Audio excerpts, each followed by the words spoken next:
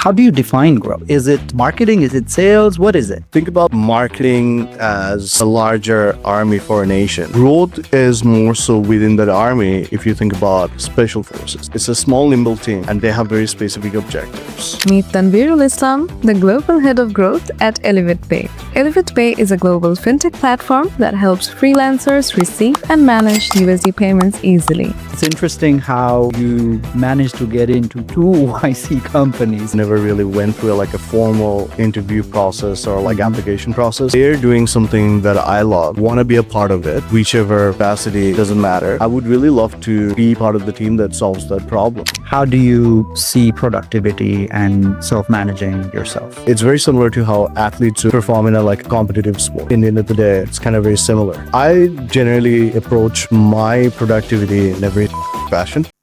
Hi, everyone. Welcome to another episode of Air Talk. Growth marketing from an emerging country like Bangladesh, we don't expect it. But today we have a guest with us who is leading growth for a YC company. Ladies and gentlemen, we have Tanvirul Islam. Would you like me to call you Deepto? Yes, please. Deepto is a dear friend. He's leading growth for ElevatePay, which is a fintech company that does cross-border transfers. Deepto, welcome to Air Talk.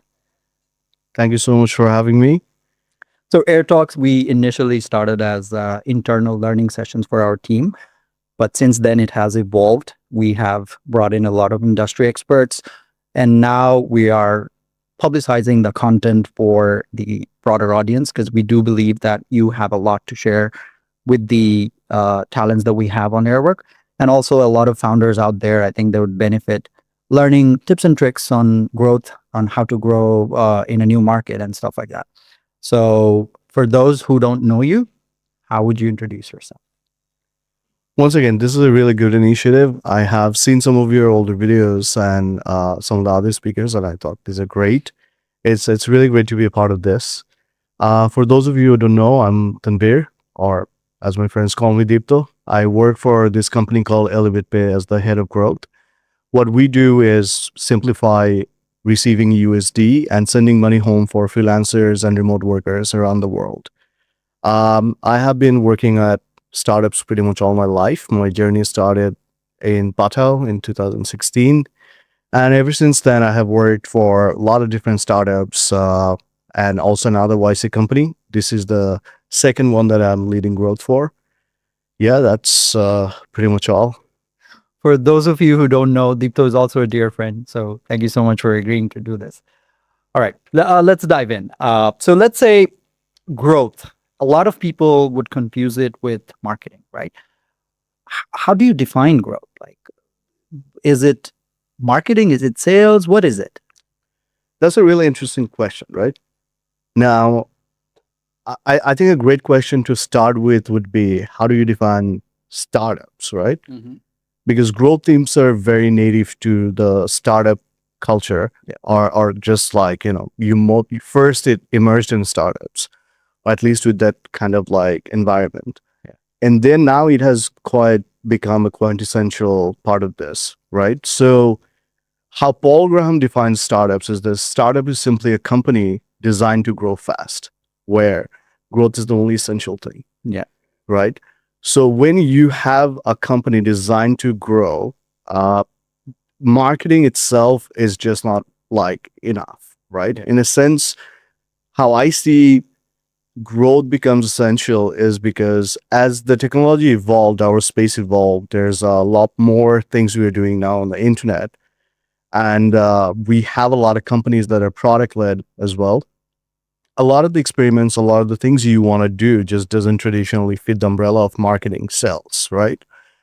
Because you have product, you have engineering, you have design, you have some of those marketing content as well as sales element to this. It's kind of all baked into one form. And that growth is a result of that sort of cross-functional arrangement to kind of give it a permanent home for that, right?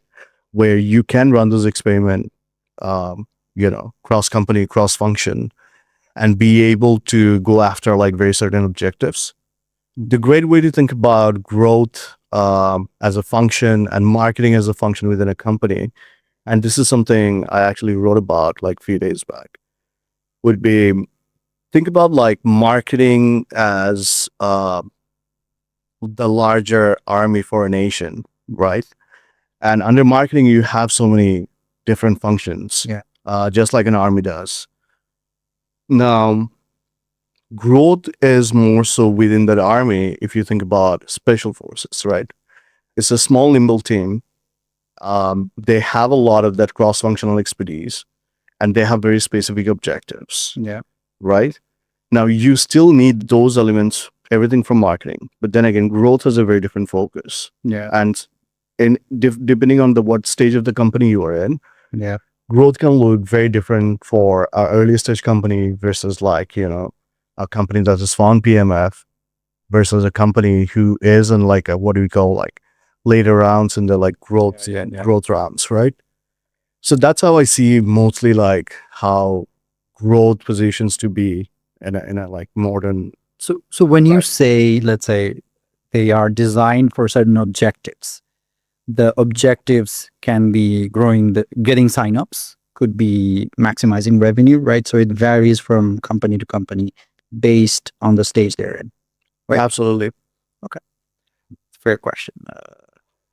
I'd like to go back a little to sort of where you started off, because I think it's interesting how you managed to get into two YC companies. And I think we need to talk about that because I think our talents would appreciate that. That how does someone from a country like Bangladesh position themselves as a global talent that YC companies are seeking out? How do you do that? To be honest, like it's and I always answer this question with, I mean, some reservation in a sense that both of the times when I found these opportunities, I wasn't exactly looking for a job, or as far as I can recall, I've never really went through like a formal interview process or like application process for all the different startups that I've worked in my life, right? Starting with even Bata. I don't think I would get into Bata right now if I applied anymore, because once again, the formal process is very different. So for me, one way I look at it is I've been incredibly lucky. I've been in the right place at the right time. Another thing was I found startups that were solving problems that I really cared about, right? Either I had a very first-hand experience with those problems and I had my very personal takes on how to solve them, what I could do from my position, or I have tried building something around to solve that problem. For example, the way I got into Coco Card, it was very early stage. The company was not funded yet. And we just got into YC at the time, right? When I was speaking. So I was trying to build something called InstaChef at the moment, and it was post-COVID. And the idea came from like, my mom is a home chef. She is a certified chef. She has a business selling food from her home. And I saw her struggle a lot with like, managing all these different channels, trying to streamline her like sales pipeline. So I thought there's got to be like an easy way to, sell online. Yeah. And it shouldn't require you to like 2 weeks to set up Shopify or like, really know how to like build a design a landing page. You should be able to launch your products online within like 5 to 10 minutes. Yeah. So that's kind of exactly the problem that I was trying to solve. But on my end, it was quite a bit of struggle to find right engineering talent at the moment who would build this product and something that we could go to market, right? So just right after when I decided to kind of like box that idea, I came across, at the time when I was building it, one of my friend mentioned Coco Card. They're like, these guys are from Singapore, they're building it. And she was one of our prospective customers for InstaChef, who was giving us a lot of feedback at the time. And she mentioned Coco Card. And then I think months later, I started working like, with some clients, just trying to make some bucks at the moment, freelancing and trying to grow their business. And my client had a very unique problem. They wanted a website, but they had no budget, right? Like when I say no budget, it means like $0 budget. Now, then I recall, okay, Crococard is this platform, and I saw they have this free tier, which I signed up for. And then I got in touch with the founders because I was trying to do something in their application, and I couldn't do this. So I sent a message to the support team, and one of their founders responded, right? Because at the time, it's just two founders and a couple of interns. They're also doing customer support. So I responded back. I'm like, hey, I was trying to build something similar. Would love to get on a call just to understand like how you guys are at the same idea and how you guys are doing it. So we got on a call. We discussed for half an hour about like how I was approaching it, what they're doing. In the end of it, they offered me to join the team. I was their very first employee. Um, and that's how we kind of started the journey at Card. Eventually, we ended up getting into YC, raising funds from Sequoia, Forerunner Ventures, Soma Capital, and some of the other A-listers. And then we had an incredible growth at that moment when we were going through YC. So yeah, I stayed there for a couple of years, 2 years and a half, and then built up the pipeline. But definitely, there was a lot more teamwork.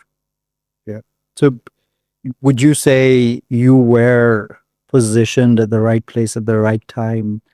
Would you say you had a personal brand? You did the right form of outreach? What clicked for you? This is really great. I believe it's more so about finding people who's interested in solving the same problem as you do. And it's the same for them, right?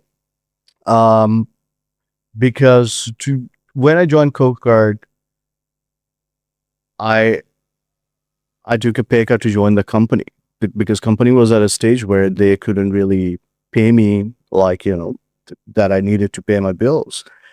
And they told me this, and, I was okay with it because I was more interested in solving the problem and working with these guys rather than trying to work at a prestige. Because at that moment, nobody really, like, if you literally like searched on Google, there was like nothing to show up, right? Except their landing page. So there isn't really much. And I believe in terms of personal brand, it was very early for me as well. I don't think there was a whole lot of like internet presence other than like some of the other stuff that I've done in the past. It more so just looking at, how you think, and just, I believe for them, it's more so the founder instinct, right? Yeah. You talk to someone, you have a gut feeling, hey, this person might be the right person to lead a certain function or help you grow. Yeah. And you go with that instinct. And for me, it was kind of the same. Yeah.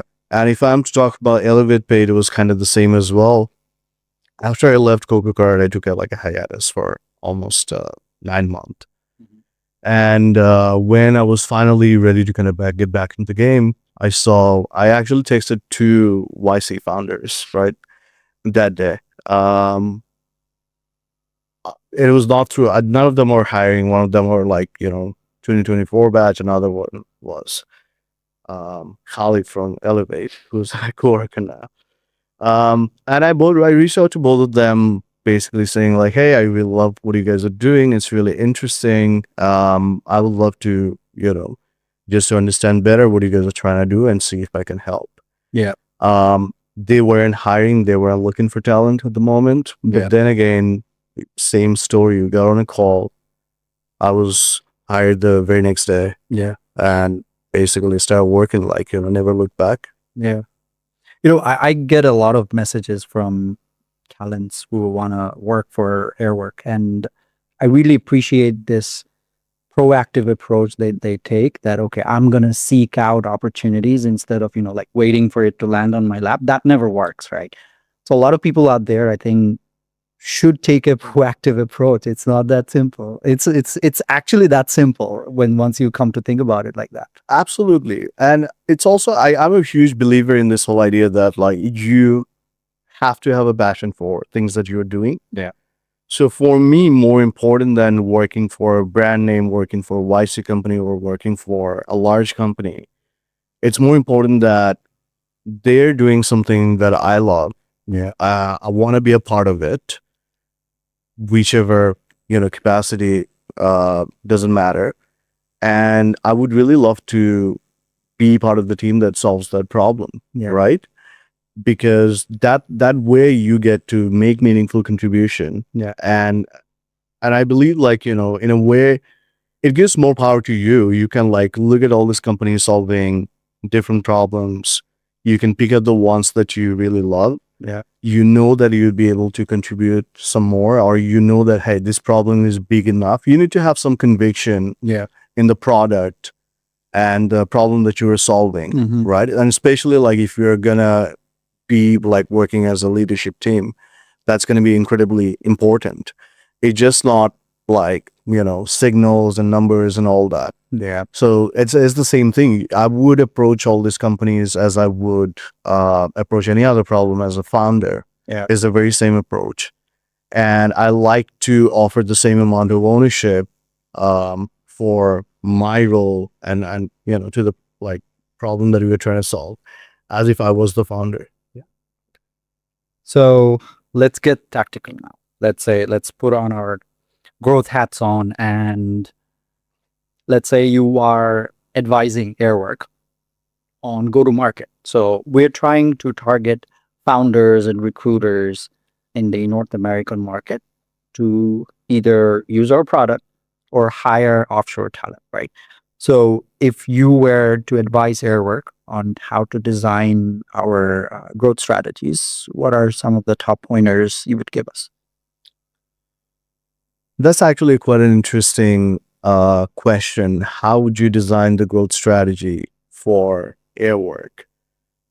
Um, It's not an easy question, I it's understand. not an easy question, right? Because it is the live product. It is, out there, and you guys have had a lot of experience with the growth already.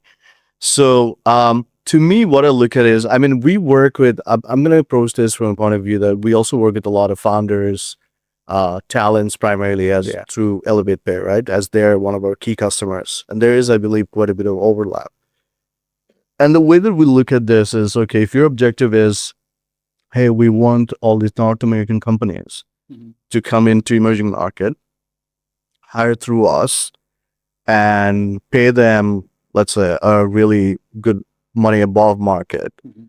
right? At least, like, if not global standard, with a markup, right? Yeah. That's kind of the whole idea, right? So you start with, you ask around, okay, who are the best positioned to hire from these markets? Yeah. Right? A North American company who has product in the Europe, has a lot of clientele in the Europe, and operates mostly in, let's say, US time zone, as well as in European time zone. Yeah. For them, like, thinking about hiring for an emerging market is a bit of a stretch, because ideally you want to have, talents in your key markets, and a lot of companies follow that. We do that as well. So sometimes really understanding, okay, which companies are remote first. There's a lot of companies post COVID that are remote first. We are a remote first company as well. Our entire team distributed. I think figuring out that segment is quite important. Yeah. And there's multiple ways you can approach it, right? So once you know, hey, this company is a remote first and has a fully distributed team, you look at, okay, where they're Hiring for really hiring from. And you see if they have any of this, like, hires from emerging market, or even, like, in the diaspora, right? At least they would be familiar with that culture. Yeah. Right? And that's very important, because a lot of the time when you're hiring, the question about around the culture is very important. Yeah. Unless you met somebody from this part of the world, you don't really know what they have to offer. What Yeah. do they even sound like? Like, I remember one time, I was most of the time I'm the first Bangladeshi that my teams have met, right?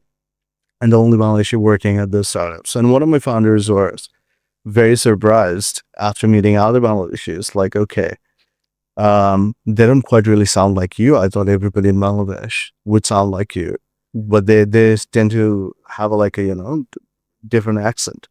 And I thought, okay, yeah, that's a nuance that, I mean, I didn't know, like, that would something that also makes a difference, Yeah. right? So I think nuances like that, unless someone, one of the founders have any interactions or experience with somebody from this part of the world, Yeah. it's kind of like a hard sell. Yeah. So I would start with a lot of these diaspora founders, Yeah. right, who have moved abroad or who are building a global team actually sitting in Bangladesh or Pakistan. Yeah. Or they have started somewhere, but they have these roots. It's a much easier sell. Yeah. They're like, hey, you're from Pakistan, you're from Bangladesh. We can find you the global talent, same quality talents that you'd be hiring in SF, right? Let me help you with that. Yeah. And they already are familiar with the culture. They know what it has to offer. They know it's a small talent pool in terms of the global standard and world-class talents. And you're pitching them that, like access to that curated list. I would say that's one segment that you could grow really, really fast in. If you were to, let's say we identified that segment now, what channels would you use? Would you use cold email, LinkedIn, content, ads, or like you're going to experiment with all of them? Think about it, right? You're a founder as well. Like, can I convince you with ads? Can I convince you with like UGC? Or should I just send you a text on LinkedIn? Right? It's the same thing. Yeah. Right? So I think a great way, because once again, a company might be hiring 5 people, 10 people. Yeah. Right? To place 10 talent, you don't need to make 10 outreach here. Yeah. Right? So when it converts, and if it converts at the right, different scale, the outcome is it's really much higher than in terms of like how the amount of effort that you need to put in, right? While LinkedIn, like sending personalized messages and outreach is quite like high touch. Yeah. This is one of those cases where high touch actually scales, right? And the idea is to kind of get in a call with them, and this is something I love to do. Cold outreach works, and you don't need to know them, right? You can find them on LinkedIn. You can reach out to them, get on a call, tell them what you do. And also just if they're not ready, just get feedback, right? Like, hey, what would ever make you hire somebody from this part of the market, right? What if you didn't have to pay someone? Would you be willing to, try them out for a couple of months? Yeah. Free trial. So you really see like where they're like, where are they in their mind? Is it like something else blocking this? Like, oh, they're not going to be a cultural fit, or some sort of like stigma around like, hey, they're not going to be able to deliver. English is not good. There's a lot of reasons what can stop a founder from hiring from these markets, right? So really understanding the trend and addressing those early in the conversation, I think can really help. Yeah. But that is like, I think LinkedIn works great when you're like talking to decision makers. Yeah. And they really appreciate this if you approach them candidly, directly to them without really skipping, all the ads and kind of stuff. And for a company with your target segment, this could particularly really approach. That doesn't mean like you have to send all of this, messages by yourself sitting there all day. Like, streamify something else, automate this. You can do like 100 outreach a day. Would you say content, what we're doing right now, is important?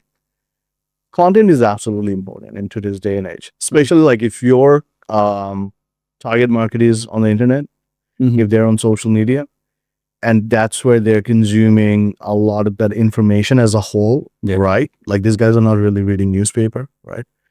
The best way to get to them is content, right? So now, does content really mean like only you produce videos or only you write articles? Not really, right? Yeah. Content has become so fragmented that you need to have sort of more like a holistic approach towards content. Yeah. And you need to pick your channels, the ones that really convert, right? Yeah.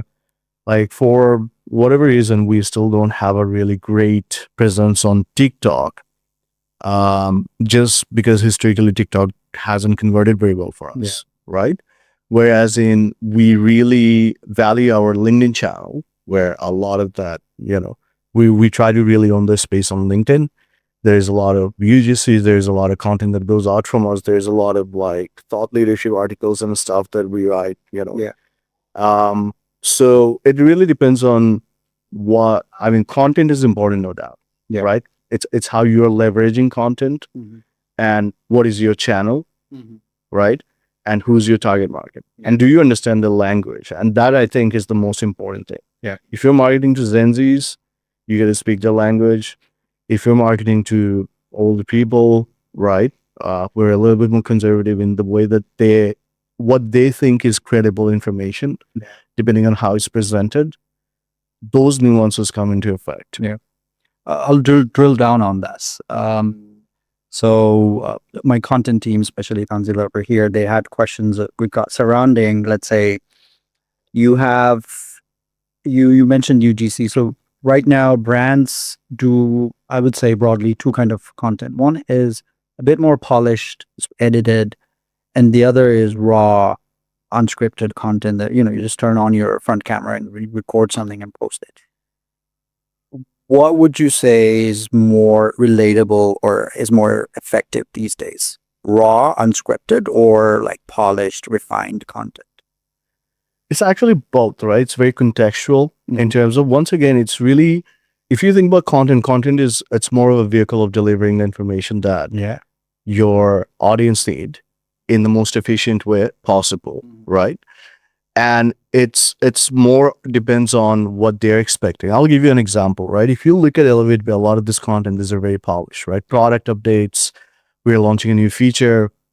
By design is very polished. It's very, we think a lot about in terms of how it sounds, how it goes out, every single word about it, right? But at the same time, recently we did this series on our Instagram where we collected a lot of questions from our users directly on just Instagram.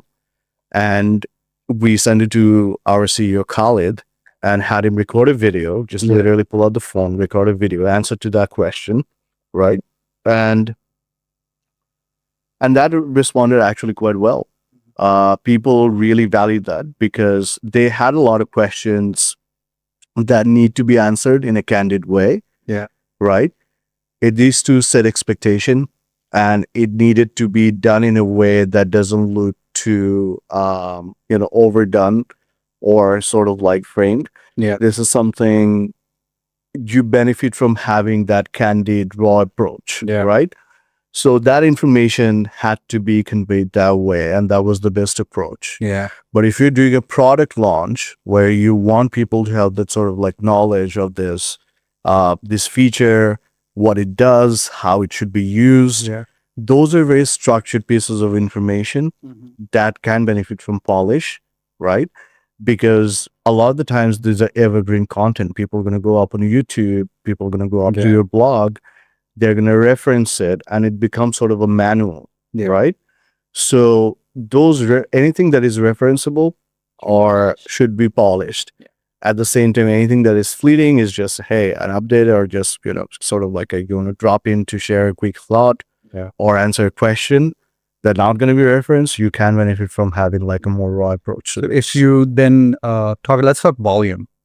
So how frequently should we be posting content? So I think there's a balance here. Some brands post like 8 times a day, some post twice a week.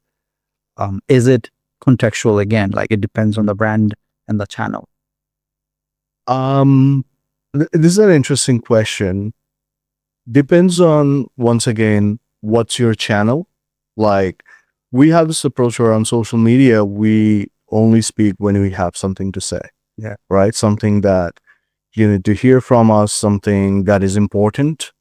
Unlike a lot of other brands, we don't really believe in just like, posting 1,000 contents just for the sake of engagement.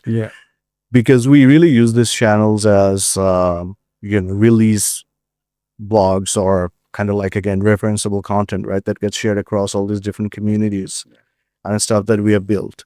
So, but at the same time, we have scaled our content strategy in terms of like articles, blogs, where we are publishing at least like a couple hundred articles a week or more. So right now, and that is all geared towards SEO, right? So SEO is something now that benefits from having that sort of scale. If you want to grow fast, if you want to establish that sort of authority, right? So once again, if you're on TikTok, you might as well, it incentivizes you for volume. You might try that. If you're trying to grow your followers on Instagram, you might want to actually, go for the volume. But on LinkedIn, people more resonate, what you have seen, resonate more with thoughtful content, the content that add value. And content that add value often takes time. Content that add value often take research, right? And some thought around it. So you wouldn't be publishing 8 contents a day. Yeah. There is no point of doing that. There's a lot of crap on LinkedIn as well, right? Yeah. So it comes down to what kind of brand do you want to be, right? We prefer to be someone in terms of a brand where when we speak, you should listen because it is something important and we don't want to dilute that authority. Yeah. Right. So it's every time me sharing a post, anybody from the leadership sharing a post, anytime we're talking about something, it kind of puts that emphasis because we don't do it so often, right? So when we do, it's something major. And once you do that consistently, your audience kind of like, know what to expect. So they sort of like look for those updates, right? Yeah. They would like stick around because they are looking for certain answers. Yeah. One experiment, and I want your opinion on this. So we've seen that algorithm restricts your distribution. Like if you're posting from a certain location, it doesn't get shown on other countries. So one of the ways we're trying to hack the algorithm, we set up a laptop at my sister's house in Philadelphia, and we're using Google remote desktop thing, and we're trying to post content from that network so that it doesn't get flagged as content that came out of Bangladesh. How do you rate that as a sort of? That's a very interesting approach. Have you guys seen any? We difference? just started it. We just started it. Yeah. I mean, once again, this is a cool experiment to run, right? You're sort of always trying to stay on top of algorithm and understand like how distribution works. If you have this hypothesis like, hey, the audience that we're trying to reach, a lot of the times we're not reaching them because like, for whatever the reason audience think, some dude in like, in Bangladesh pattern all this content, right? It doesn't get the same amount of priority as somebody posting in the US. So you then, it's a valid experiment to run and see if there is a difference, right? It's gonna come around like it'd be interesting. I would actually, would want to follow up and know like there's a the data will speak for difference, itself. Yeah. So the other stuff that the team wanted to know is using multiple languages versus one languages. So I think at Elevate, you guys use a bit of Urdu as well. Versus, let's say, in Airwork, we just use English. We don't use any other. Although we have talents from like 30 different countries, Bangladesh being the primary one, but we only stick to English. What's your take on that? Like using as a brand, do you want to be bilingual, multilingual, or just one language? This is a great question, right? So I think there is this concept of a lot of the times, building a global brand, a lot of the founders have this approach where it's like, oh, we're not going to publish any local content, right? But I think I have a very different take on this. Like, what does it really mean to be global, right? Mm-hmm. A lot of the people here, by definition of like, their take, it sounds like their thing being global means being foreign in a country, right? Yeah. If you're speaking English and you have like, a talent in, let's say, Pakistan or a talent in like Philippines, you're not speaking the language. You're not necessarily global to them. You're just foreign. Yeah. Right? So our strategy is different where every market we launch into, we try to aggressively localize. Yeah.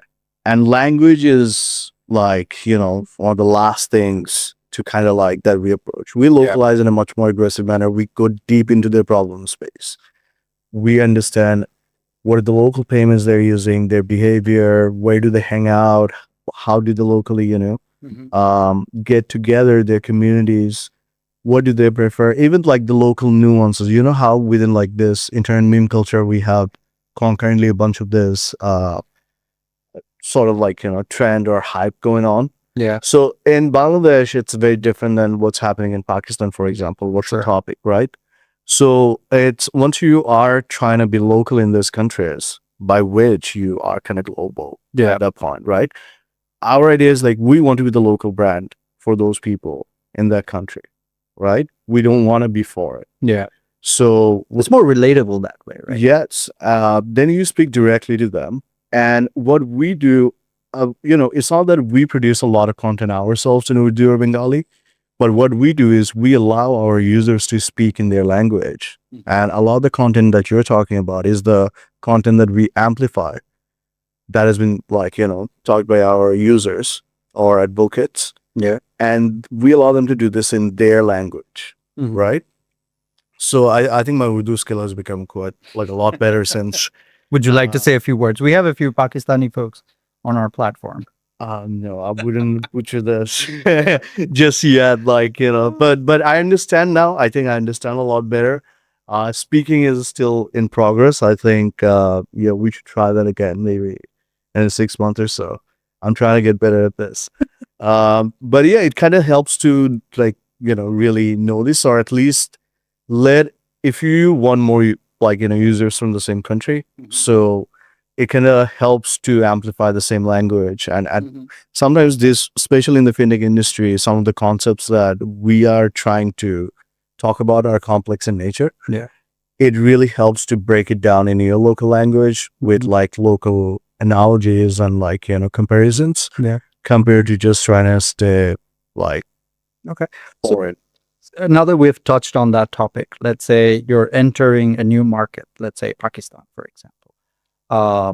And you have certain numbers you want to hit there, but you don't know anything about the country. Let's say you're just starting, you just decided, okay, we're going to target Pakistan.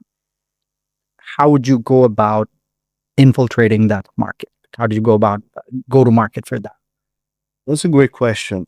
So this is something I've been doing kind of a lot, both for Elevate as well as in my previous company, where we're trying to expand into all these different countries and like trying to solve very local problems, right? And it starts with like really trying to get an understanding of what's going on, right? So it's there is some preparation that you speak to as many people as possible, as many potential users, relevant stakeholders, and try to really understand like, okay, where they are. And the way I approach it is, the country launch should be, we approach it like a playbook, right? So we have set of controlled experiments that we run when we launch into the country. It happens in a very particular like sequential motion, and we know exactly what we want to get out of it. So, and we have repeated that a couple times, like for example, with the Bangladesh launch, with the Pakistan launch, and then we, further took it up, not like a notch farther with the relaunch. When we repeated the same thing, right? But this time we got better at this. So we have a certain playbook around this. When we launch into a new country, we have a whole list of actions that we perform. In a sense, in terms of what contents are going out, what are the product preparations that need to be done, in terms of like awareness, in terms of UGC, in terms of community building, presence, talk about offline, online, credibility. You address all of these things separately, and you have very particular objectives at every different, almost weeks. So we generally have like a playbook that runs about like for at least 8 weeks. So within that 8 weeks, there's a lot that happens, and we sort of like stagger that approach. Yeah, all the initiatives. Do you mind sharing like what are some of the channels that are working well for you? What are some of the channels that are working for us? What we have found is like Facebook works incredibly well for Bangladesh, not so much for Pakistan. But Pakistan has like, they're active on other channels like Reddit, they're active on WhatsApp and so on. So we have built communities around those channels. LinkedIn is a great channel for us. There's all the professionals that we work with are on LinkedIn. So we see a great number of like, just interactions and traffic and everything coming from LinkedIn. ATO has been great for us. We, as I said, like, we have an emphasis on publishing content as well as kind of lot of SEO effort in terms of staying on top of people's mind. So that's one of the channels that are doing very well. But for us, generally, word of mouth has been the biggest, like, sort of driver for growth. Thank you for sharing. In terms of, let's say, expanding markets or like expanding your team, let's say you're hiring for your team. Let's say, so Airwork, we're really focused on hiring, right? So if you are hiring someone, and let's say Elevate Growth team is right now just you, and you want to assemble a crack team, we're gonna hack at growth. How would you go about hiring? Like, how do you define that these are the people, these are my my team members I'm going to need by my side in the battlefield? So how do you define it? How do you go about finding them? What's your process? That's a great question. I think we don't really have a long structured process around hiring because, again, when I joined this company, it was very early stage. And it was just me in the beginning.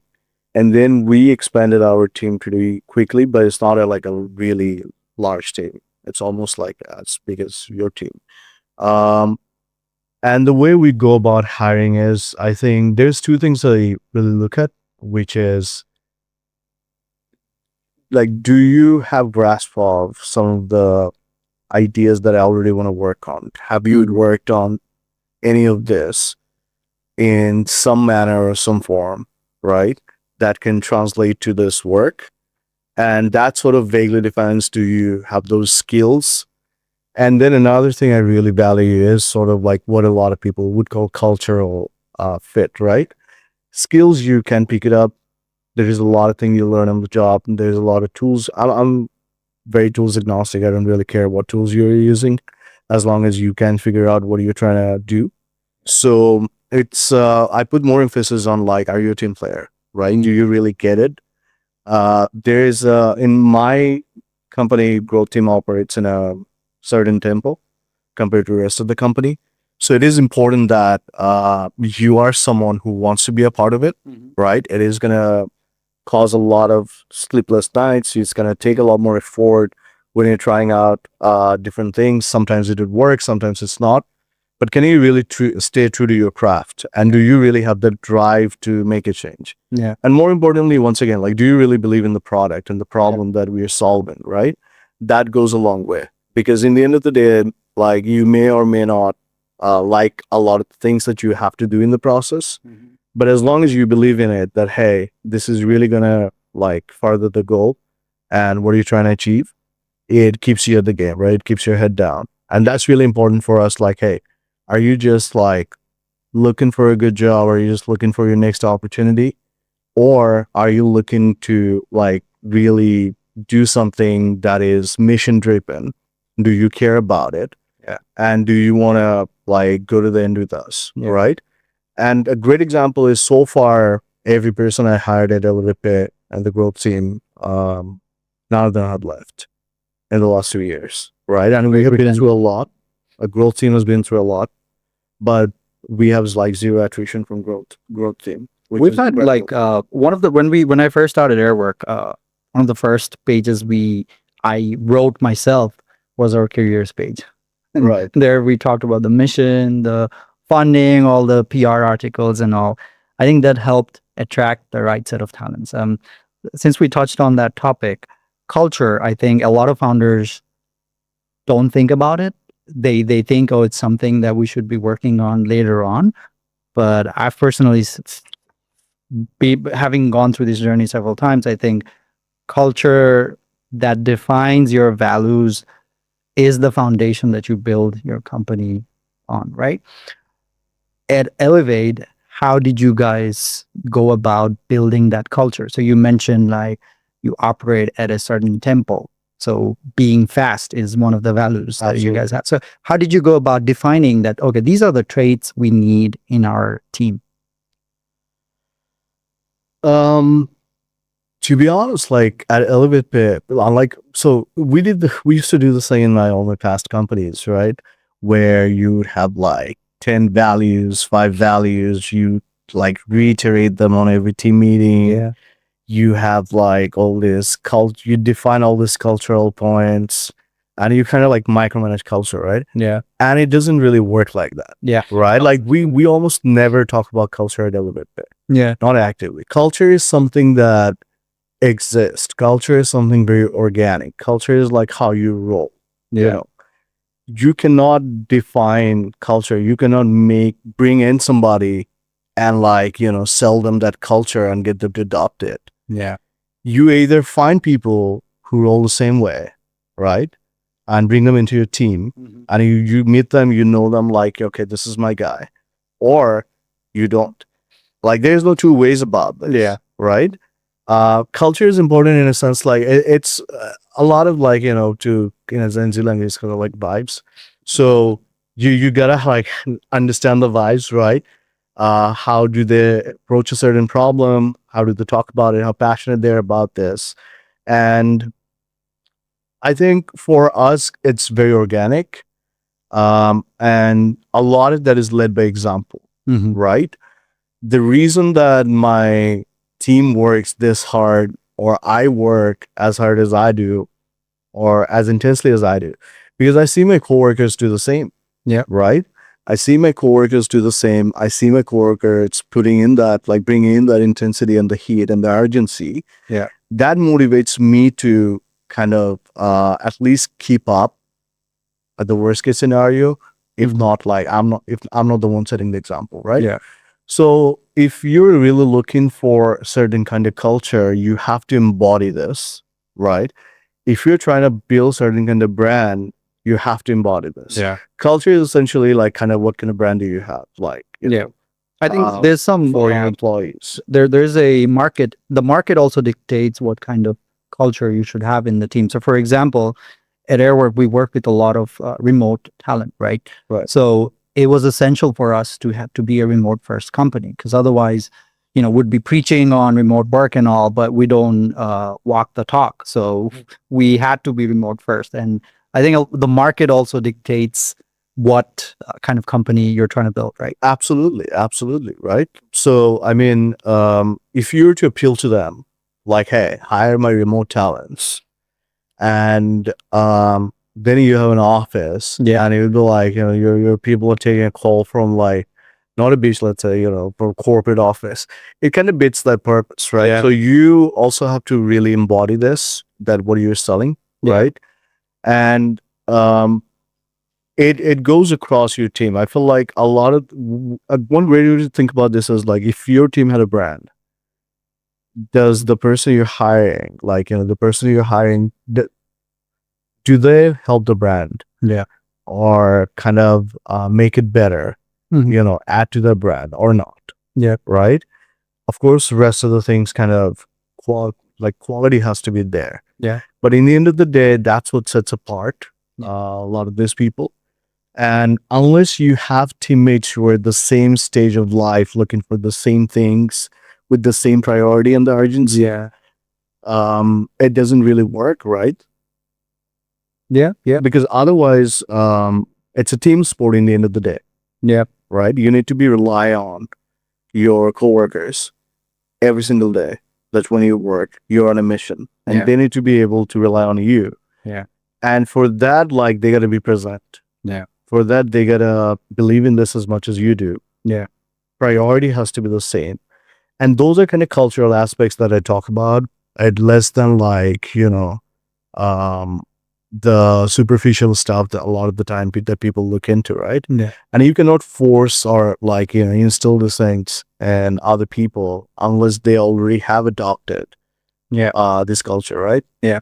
I see. So I've worked with founders like across 15 different countries right now, and a lot of them are very skeptical hiring from an emerging country, let's like Pakistan or Bangladesh, and I genuinely feel there is this discontent where certain founders are very strong on like, okay, I need this kind of a person. They know what they want. And then there are others who see, oh, I just need a resource. We don't do resources in Right. Airwork because I feel like, you're seeing them as a work rate problem, right? That Right. whereby, oh, I have this set amount of work and this person's going to help me complete, They're like, and you're increasing the rate. Yeah. That usually does not result in good output because then that way this person is not invested in your mission, is not invested in your goal, right? What do you have to say for founders who are looking for resource? I mean, I understand this where the skepticism come from, right? If you think about historically, Bangladesh has this, like for example, this brand, an emerging market has this brand where we export humans. Yeah. We do for labor, right? And that's essentially a lot of the first exposure to a lot of people around the world, right? Yeah. That's what they do. And we're not like, let's say, popular for exporting knowledge workers Yeah. or just talent, right? Now that we are starting to sort of do so, it is going to take some time to sort of like the for a world to catch up. There is that. Yeah. At the same time, we need to do a better job in terms of how we brand it, right? Yeah.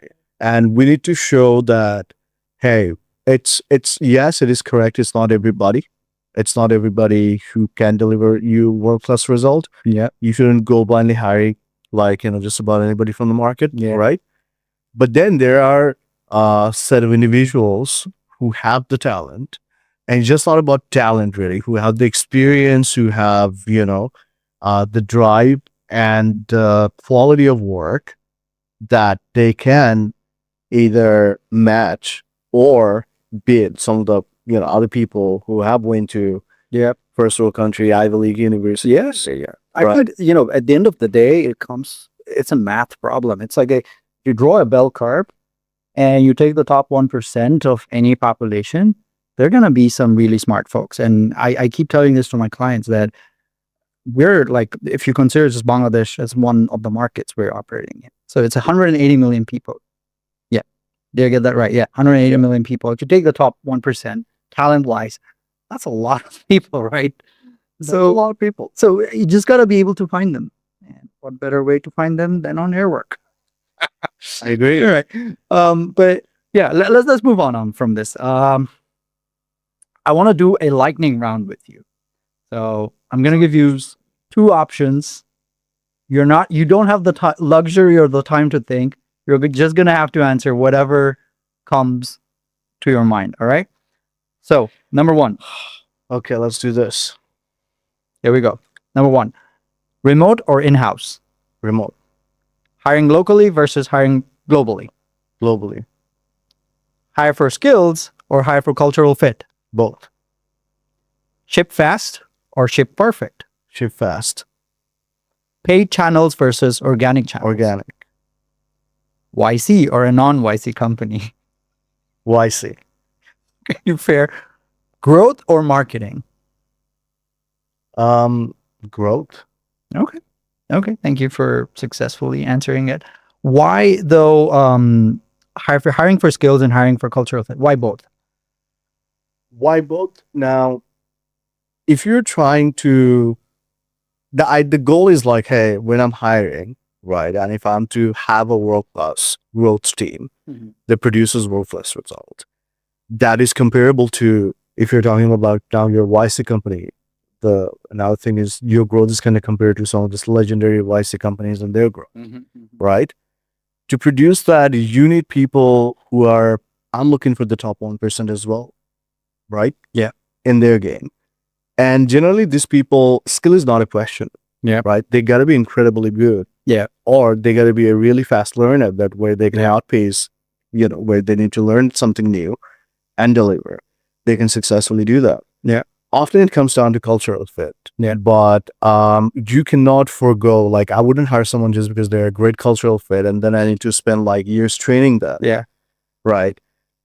At a startup, we don't really have the luxury, right? You got to be able to deliver from day one or you don't. And most of the great people, that you would build with, you would see that they have this one thing consistently. They're able to deliver from day one. Yeah. Like we don't have like a 3-month long onboarding process. Yeah. Right.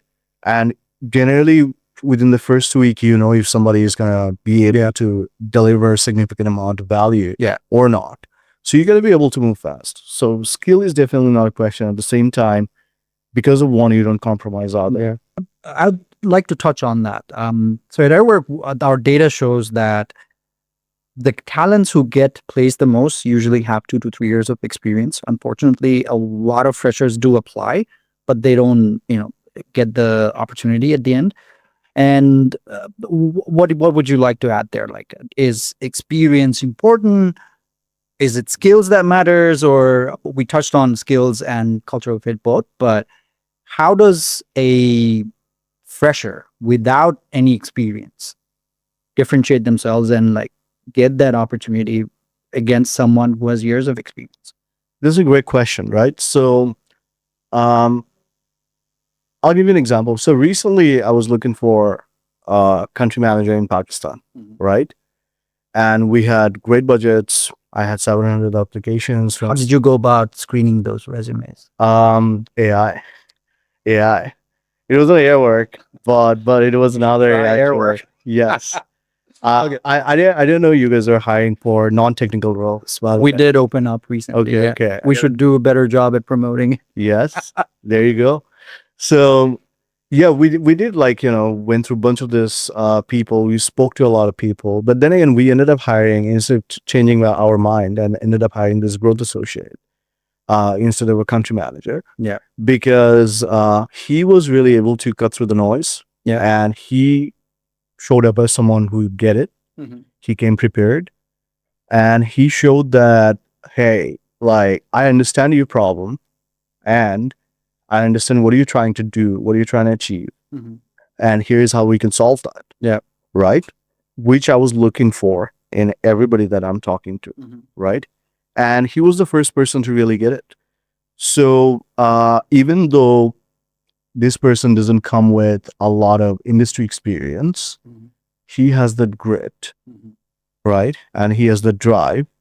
Technical skills, once again, you can pick it up on the job, right? A lot of it can be taught, a lot of it can be trained. And if you're a fast learner and if you're willing to put in those hours, this is not like, you can even these days build a rocket if you put in enough hours, apparently. So I think it was then we made a bet. I was like, okay, we're going to go forward with this person instead of like hiring someone super experienced in the market. And that has been so far a great decision that we think we made on our end. So the foundational skills would matter. So foundational skills would really matter. At the same time, how you approach it would matter, right? Like if you see a long queue, there's 200 people apply to this job. But if you think you're qualified and you bring a unique value, reach out to the founders or the recruiter directly, right? Yeah. Try to cut through the noise. Once again, show that there was like a bit of a sunk cost fallacy here, where this person showed up with a lot of preparation, right? Entire presentation talking about, he went out, talked to our users, brought in like examples of what they're saying, how to address them, and all that. Yeah. And so we understood that, hey, this person already put in so much effort, and it doesn't really hurt to kind of like, make the bet and see how it pans out a lot of the times, right? Because here we're trying to make those decisions that, okay, who would be, this is the best way to allocate and deploy your resources, right? And it just happens to be a great fit.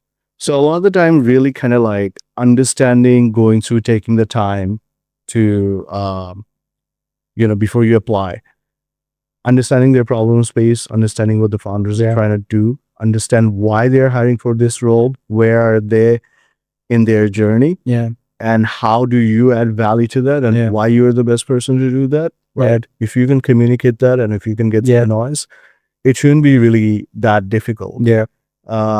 In a lot of, so every time, if you have, let's say, the kind of career growth that we exemplify, every time you switch jobs, every time you're applying for a new role, it's going to feel like you're a fresher. Right? 100%. Because you are signing up for doing things that you have never done. There is no playbook for it, right? You haven't done this before. Yeah. And you're saying, hey, I can do this. Trust me. Right. I have some skills. Yeah. And just, give me the opportunity, essentially, right? So it comes down to how do you do this, really? Yeah. And if you're able to deliver. Yeah. I'll call out a lot of the Airwork talent that we have. A lot of them apply mindlessly to jobs, and they don't do enough research on the company, the problem they're trying to solve.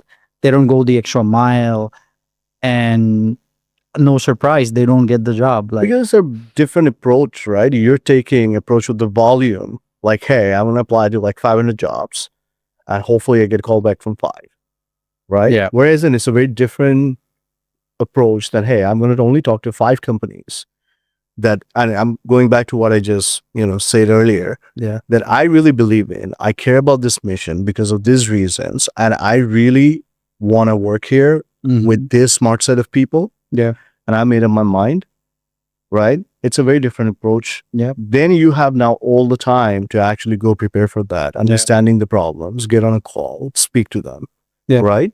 As opposed to like if you're doing it for 500, I think random company. Would you say that strategy works, the volume strategy?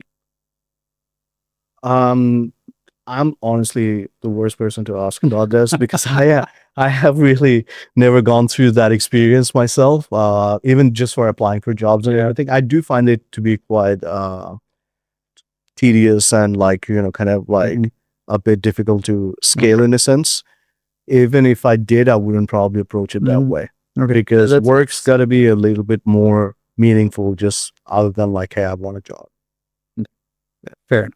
So let's go back to the skills part. I think one of the foundational skills that a person should have, especially if they're working remote, is managing themselves. Self-management is very important. And also managing their energy, managing their productivity. So you've been a remote worker for the longest time, right? How do you see productivity and self-managing yourself? That's a great question. I think remote work is a lot like, to perform, you have to be very disciplined. Yeah. And I see a lot of parallels between how athletes would operate and like how we operate, right? If you're to be someone who's high functioning, who has very good control over their lifestyle and their time and productivity, right? It's very similar to how athletes would perform and train for and perform in a like competitive sport, right? In the end of the day, it's kind of very similar. Yeah. So I generally approach my productivity in a very similar fashion, right? So you have your game days. Yeah. There would be like certain times where the stress would peak. Yeah. There's going to be finals, semifinals, these big events, inflection points. You prepare for that. At the same time, once you're done, you also focus on recovery, right? Yeah. You have to recover in terms of physically, mentally, even spiritually. Yeah. Because it compounds, right? You have to be in your best shape so that you can fight another war, another battle. And that's one great way to think about it. And the best way to achieve that is by being disciplined, right? It can be chaotic. It doesn't have to be like, I wake up at 7 a.m. I just can't. I made life choices like good enough so that, I don't have to wake up in the morning. Yeah. I never could. I couldn't do this like 10 years ago. I still can't do it. So I'm not a morning person, but at the same time, I do have a discipline and a routine that kind of works for me. And it is very optimized to give me as many productive hours possible back to me so that I can put it to good use, right? And at the very least, I owe it to myself to, like be able to retain those hours where I can be productive. Because there are very few. Yeah, I'd like to add to that. I've seen personally that a lot of folks out there, they want remote jobs, but they need somebody watching them. Otherwise, they can't work. So having that discipline, having that self-management, and I think also investing in an infrastructure. If you're working from home, you should have a good desk, a monitor, a good chair. Investing in that infrastructure is very important that a lot of people overlook. they think they want remote, but when in fact, I think a regular 9 to 5 is just fine for them. All right, I think we're almost towards the end. Uh, I would like to end by asking for some parting words or words of wisdom from you for two particular groups of people. One are the founders and recruiters that Airwork works with, and the Airwork out. Let's start with the founders and recruiters. Do you have any words of wisdom for them to share? To be honest, like I would say especially like for early stage founders, since like mostly the people I work with are kind of early stage founders, I should focus on getting betting on talents, right? It's less than, oh, we want certain functions to look like this and having this perfect picture in your mind who checks all these boxes and like all these years of experience. Is more so being really approaching it in an open way and empowering those people, because as founders and recruiters, often we're just trying to find people who can do their best job. Yeah. And your role is to like, hey, if I support this person, if I can provide them with resources, are they going to be able to deliver the results that we want? So not really like, think about this in terms of check boxes. Yeah. Being open to ideas, being open to people bring unique approaches, unique skill sets, and really see how that can fit into your objective and like, your expectations. Yeah. And not doing it the other way around. Take a bet on people. And what would you say to the talents on Airwork? So these are usually technical folks. They come from countries like Bangladesh, Pakistan, Nigeria, emerging countries who are trying to build a global career. What would you say to them? My advice would be like find things that you're interested to do. Find problems that you are interested to solve. Think about it. If you were a founder and if you had all the funds and all the resources in life, what would you be building? Yeah. And chances are somebody else around the world is building the same thing, is solving the same problem, right? And chances are, as a talent, because you're so invested in this problem, you're so invested in this approach, you could be a really great talent to them. Yeah. You could be a lot more valuable to them compared to you working for something that you don't believe in. Yeah. Where it is a drag, right? So I think that's really more important. Like focus on going for taking shot at like those companies that you really believe in. Yeah. And really, I would say I try to understand, especially like, in terms of like output. Yeah. What does a global standard mean? What does it mean to like be one of the, let's say, top 5% in the global talent pool? Yeah. In your domain, in your niche, how do they operate? And what's missing from like the way that you do it versus like how they would approach it? Yeah. Right. And really understanding that gap, understanding like, sort of that difference can help you address those. Yeah. And that's one of the quickest way to really get better. Yeah. I think one quick note there for a lot of the viewers, they probably wouldn't know this, but I grew up in Sylhet, which is a town in northeastern Bangladesh. You grew up in the southeastern part of the country. We didn't grow up in the capital, but we're both building global companies. And I think it's having that mindset that, hey, Absolutely. in order to operate globally, you need to be at that level. You need to know where your shortcomings are and just improve on it. It's not that difficult once you boil it down to that. So to anyone out there who thinks they can be global, you can. You just need to work hard at it. That's it. So, Deepto, it's been a pleasure having you here. Really appreciate you generously lending us your time. And we would love to have you sometime in a more unplugged session, less formal maybe. Yeah. But thank you for sharing your nuggets of wisdom to the world, and really appreciate you being here. Thanks for having me, man. Like, it has been amazing. It's a great opportunity to kind of being able to talk about these things and share the take. You have some great questions. Keep this up. And we really hope to see your work become the global company in this space where you guys are aiming for. Best of luck from me and the team at ElevatePay. Yeah. Thank you. Let's wrap up.